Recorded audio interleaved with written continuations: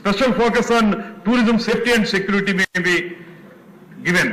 అంటే ఇక్కడ మనం చూసేటప్పటికీ ఈ ప్రాజెక్టులు ఇలా తయారు చేయడంతో పాటు అద్భుతమైనటువంటి ప్రాజెక్టులు తీసుకురావడంతో పాటు వీటిలో ముఖ్యమైనటువంటి అంశాన్ని మనం గమనించాల్సింది పర్యాటక ప్రాజెక్టులు వచ్చినప్పుడు కొంత భద్రతా చర్యలను కూడా మనం ప్రత్యేకంగా తీసుకోవాలి.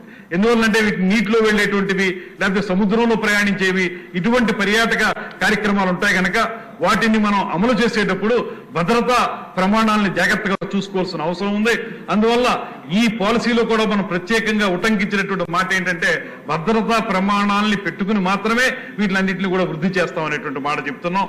అదేవిధంగా applicability policy shall be applicable to all tourism projects experiences that are registered and commenced commercial operations within the policy period 24-29. అంటే ఇది ఎందుకంటే రేపు మార్చికి ఇప్పుడు కరెంటు పాలసీ ఏదైతే ఉందో అది కంప్లీట్ అవుతుంది. అయితే మనం చెప్పేది ఇక్కడ 24-29 5 సంవత్సరాలు పెట్టుకున్నాం. ఈ పాలసీ పీరియడ్ లో ఏవైతే ప్రాజెక్టులు ప్రారంభం అవుతాయో వాటికే వర్తిస్తాయి. మళ్ళీ 29 తర్వాత ప్రారంభించేలాంటి ప్రాజెక్టులకి ఇది వర్తించదు. ఈ పాలసీ పీరియడ్ లో ఏ ప్రాజెక్ట్ అయితే మనం ప్రారంభించగలుగుతాం వాటికి ఇది ఇవ్వగలగడం జరుగుతుంది.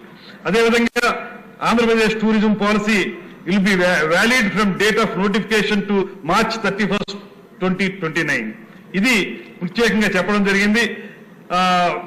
దీంతో పాటు ఆపరేటింగ్ గైడ్ లైన్స్ ఏవైతే ఉంటాయో అవి త్వరలోనే రిలీజ్ చేయడం జరుగుతుంది.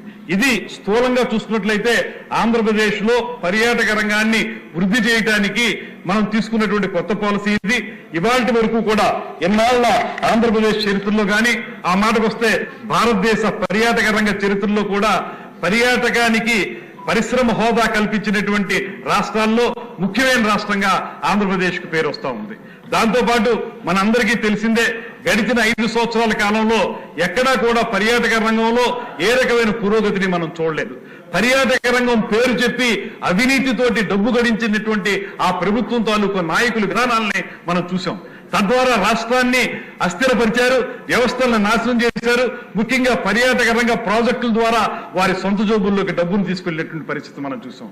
ఇవాళ పారదర్శకంగా స్పష్టమైనటువంటి ఆదేశాలతోటి పూర్తిగా హోటల్ అసోసియేషన్ వాళ్ళు కూడా కోరారు. మొన్న వారు అడిగింది ఏంటంటే మాకు నైట్ టైం స్పాన్ పెంచాలండి అనేటువంటి మాట. దానికి కూడా ముఖ్యమంత్రి గారు వెంటనే స్పందించి దానికి కూడా అవకాశం కల్పిస్తున్నారు. పారదర్శకంగా అదే సమయంలో అభివృద్ధిని దృష్టిలో పెట్టుకుని దాంతోపాటు పర్యాటక రంగం ప్రైవేట్ పరంగా కానీ ప్రభుత్వ పరంగా కానీ పూర్తి స్థాయిని పెంచుకోవాలనేటువంటి ఆలోచనతో ఈ పాలసీని తీసుకురావడం జరిగింది. ఇది ఇవాళ అద్భుతమైన పాలసీగా రూపాంతరం చెందుతుంది. దీని ఆపరేటింగ్ గైడ్ లైన్స్ కూడా త్వరలోనే మేము అందజేస్తాం. దాంతోపాటు మిత్రులందరినీ కోరేది ఈ పర్యాటక రంగ పాలసీని ప్రజల్లోకి తీసుకెళ్లి తద్వారా అందరినీ దీని పట్ల ఆసక్తి కనబరిచే విధంగా చూడవలసినటువంటి బాధ్యత మన మీద ఉంది.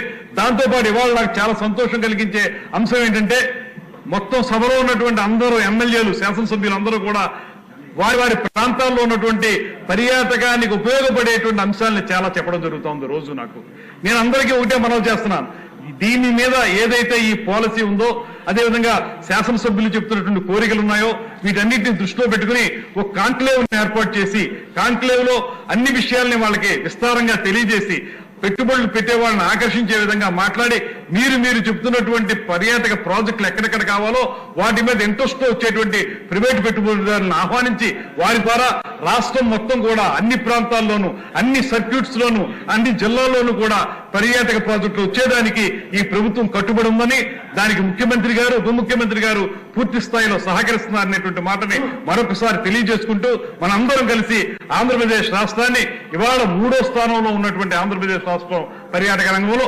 అద్భుతమైనటువంటి నెంబర్ 1 స్థానంలోకి తీసుకురావడానికి కృషి చేద్దామనేటువంటి మాటని మరొకసారి అందరికీ తెలియజేసుకుంటూ సెలవు తీసుకుంటాం.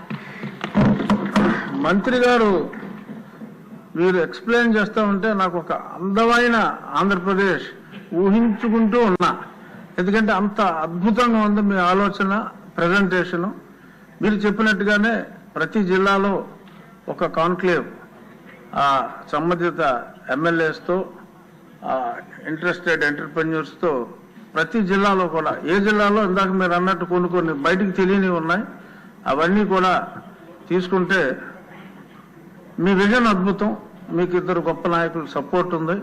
సో సో కాబట్టి అందమైన ఆంధ్రప్రదేశ్ ఖచ్చితంగా చూస్తాం. అలాగే కేంద్రంలో కూడా పర్యాటక టూరిజం మంత్రి గారు నాకు మంచి స్నేహితులు, అక్కడికి కూడా మనం కలిసి వెళ్దాం. ఇంత అద్భుతంగా మీరు చెప్పాక ఇంకెవరి సూచనలు అయితే అవసరం లేదు, కానీ ప్రతిపాటి పుల్లారావు ముందే అడిగినందువల్ల ఆయనకు ఒకరికి అవకాశం.